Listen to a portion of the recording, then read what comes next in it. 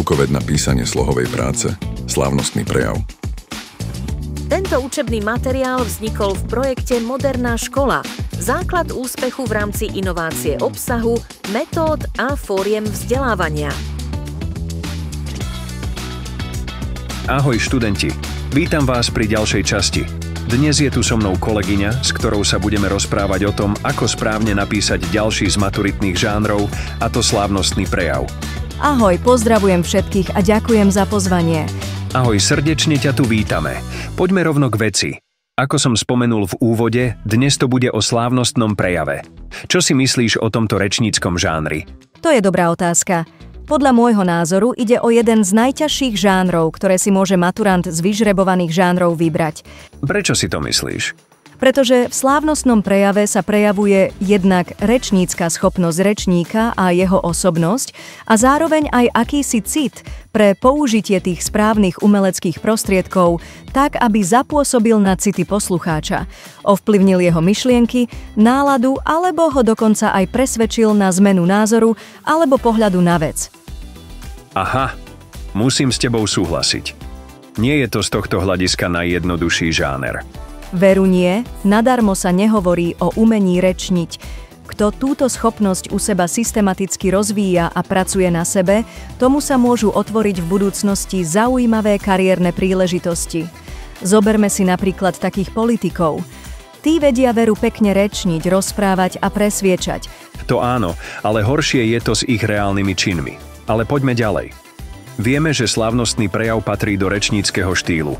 Skôr ako sa začneme venovať konkrétnym postupom, ako ho napísať, asi by bolo správne si v rýchlosti povedať niečo o rečníckom štýle ako takom. Súhlasíš? Určite, to je správny postup. Ide o to, aby sme slávnostný prejav pochopili v správnom kontexte. Kde všade sa môžeme stretnúť s rečníckym štýlom v bežnom živote? Môžeme sa s ním stretnúť vo viacerých sférach. Napríklad pri verejných akciách, ako je slávnostné zhromaždenie alebo oficiálna oslava nejakého výročia. Ďalej sa s ním môžeme stretnúť aj v práci, napríklad pri pracovnom zhromaždení alebo vedeckej konferencii a samozrejme aj doma, napríklad pri rodinnej oslave alebo inej výnimočnej príležitosti. Kto sú účastníci komunikácie a aké funkcie má rečnícky štýl? Účastníkom komunikácie je rečník, ktorý komunikuje s publikom. Hlavnou funkciou rečníckeho štýlu je presvedčiť, informovať, zapôsobiť na city, sprevádzať slávnostnou atmosférou alebo zabaviť. Ak by si nám mohla tak stručne prezradiť znaky rečníckeho štýlu, podľa čoho ho spoznáme? Znakmi rečníckeho štýlu sú verejnosť, ústnosť, písomnosť, sugestívnosť, adresnosť a názornosť. Verejnosť znamená, že je to štýl verejnej komunikácie, preto sa v ňom používajú spisovné slová. Ústnosť, písomnosť znamená, že hoci je prejav prednesený ústne, často má rečník pripravenú aj písomnú podobu prejavu. Sugestívnosť sa týka snahy zapôsobiť na city publika. Adresnosť znamená, že je určený príjemcovi, buď kolektívnemu alebo jednotlivcovi. Názornosť sa týka názorných pomôcok, napríklad pri prednáške alebo prezentácii. A čo sa týka slohových postupov? S ktorými sa môžeme stretnúť v rečníckom štýle? Keď si predstavím takú prednášku, tak mám pocit, že v nej identifikujem výkladový, rozprávací, opisný i informačný slohový postup. Tak ako to je? Presne ako hovoríš. V rečníckom štýle môžeme identifikovať všetky slohové postupy, ale ten najdominantnejší je práve výkladový slohový postup. Aké slová alebo výrazové prostriedky používame v rečníckom štýle? Výrazové prostriedky sú bohaté a rozmanité. Rečník využíva hlavne spisovné slová, často neutrálne, ale môže použiť aj emotívne slová a štilisticky zafarbené slová. Hlavne vtedy, ak sa pokúša zapôsobiť na city poslucháča. Využíva veľa synoním, homoným i antoným. Tu si iba rýchlo zopakujme, že synonymá sú odlišne vyzerajúce slová s rovnakým významom, napríklad vyhrávať, víťaziť. Homonymá sú slová, ktoré vyzerajú rovnako, ale majú odlišný význam. Slovo roh, čo môže byť roh budovy alebo roh zvieraťa. Spomínala si antonymá. Na čo rečník používa protiklady? Dobrá otázka. Rečník používa antonymá, aby zdôraznením protikladných myšlienok a javov vytvoril kontrast. A práve kontrast nabáda poslucháča, aby sa zamyslel. Ďalšími významnými prostriedkami sú umelecké figúry, ako je napríklad anafora alebo epanastrofa. Opakovanie slov má nejaký zvláštny význam alebo vplyv? Áno, napríklad aj opakovaním rovnakých slov a slovných spojení, či už na začiatku vied alebo medzi vetami, psychologicky utvrdzujeme tieto slová a myšlienky v mysli poslucháča a tak naň pôsobíme na podvedomej úrovni. To znamená, že dobrý rétor môže byť aj riadny manipulátor. Áno, môže. Veď dejiny nás už presvedčili o sile a vplyve rečníckeho umenia niektorých aj negatívnych historických postáv. Aké žánre rečníckeho štýlu poznáme? V stručnosti sú 3 druhy žánrov. Agitačné, ich cieľom je presvedčiť.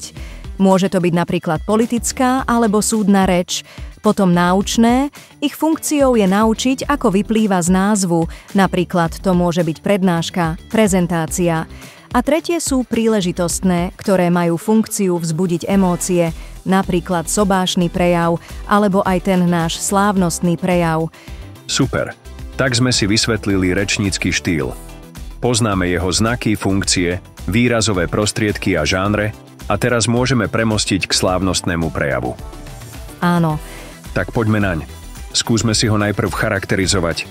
Dobre, ako som spomenula v úvode, ide o jeden z najpôsobivejších jazykových prejavov, podobne ako smútočný prejav. Umožňuje rečníkovi prejaviť rečnícke schopnosti a osobný štýl. V podstate ide o hovorenú hodnotiacu úvahu s prvkami výkladu. Prevažujú teda hlavne úvahové znaky. Slávnostný prejav obsahuje umelecké prostriedky, metafory, prirovnania, rečnícke otázky, rečnícke odpovede a podobne. Ako ho začať písať, keď sa preň rozhodnem? Slávnostný prejav členíme na úvod, jadro, záver.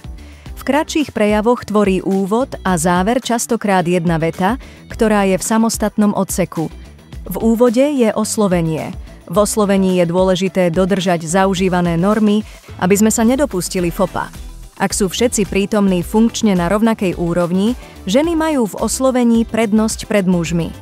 Ak ide o zmiešanú spoločnosť, ako prvú oslovujeme najvyššie postavenú osobu a postupujeme v hierarchii smerom nadol. Po oslovení nasleduje odsek, v ktorom pomenujeme príležitosť, pri ktorej sa slávnosť koná. Potom už nasleduje jadro? Áno, jadro je najnáročnejšie. Objasňujeme pojmy, analyzujeme, rozoberáme tému alebo hodnotíme obdobie. Môžeme porovnávať, zovšeobecňovať, podložiť svoje tvrdenie citátom, vysloviť predpoklad alebo presvedčenie. Výborné konkrétne ukážky sú v prezentácii. A čo na záver? Predpokladám, že na záver sa prejav zhrnie. Vysloví sa nejaká výzva, zaželá sa pekný deň alebo večer či niečo v tomto duchu? Áno, presne ako hovoríš. Výborne. Myslím, že sme si spomenuli všetko dôležité. Teraz prichádza ten správny čas na ukážku. Máme aj ukážku? Super, teším sa. Poďme na to. Vážený pán riaditeľ, milí učitelia, rodičia, hostia, spolužiaci, priatelia. Dnes stojíme na pomyselnom konci jednej kapitoly, no zároveň na začiatku tej ďalšej. Za nami sú roky, ktoré neboli vždy jednoduché, ale určite stáli za to. Pretože to, čo sme získali, je omnoho viac než len známky a vysvedčenia. Boli to dni plné učenia, nielen učiva, ale aj života. Spoznali sme, čo znamená byť trpezlivý, keď hodina trvá večnosť, čo znamená súdržnosť, keď všetci ťaháme za jeden povraz pri skupinovke na poslednú chvíľu. Naučili sme sa, že aj zlyhanie je súčasťou rastu. A že skúšky nemusia byť len tie v triede, ale aj tie medziľudské. Škola nás naučila, že za každým učiteľom sa skrýva človek. Človek, ktorý mal s nami trpezlivosť, aj keď sme nevždy boli ideálna trieda. Človek, ktorý nás niekedy napomínal prísne, no vždy preto, že mu na nás záležalo. Dnes vám, učitelia, chceme poďakovať za vedomosti, za ľudskosť a za to, že ste verili, že to zvládneme. Rodičom ďakujeme za nekonečnú podporu. Za to, že nás budili do školy, keď sa nám nechcelo. Že nás povzbudzovali, keď nám to nešlo. A že nás počúvali, aj keď sme im nevedeli úplne vysvetliť, čo nás trápi. A čo my, spolužiaci? Stali sme sa triedou. Nielen podľa zoznamu, ale podľa srdca. Spolu sme prežili to, čo si budeme pamätať celý život. Prvé školské lásky, trapasy, tajné ťaháky, aj spoločný smiech na chodbách. Z rôznych detí sme sa stali kolektívom. A možno aj priateľmi na celý život. Dnes sa lúčime. Je to zvláštny pocit. Radosť, nostalgiu, možno aj strach z neznámeho. Ale ako povedal Seneca, nie preto sa neodvažujeme, že je to ťažké, ale preto je to ťažké, že sa neodvažujeme. Tak teda poďme. S odvahou.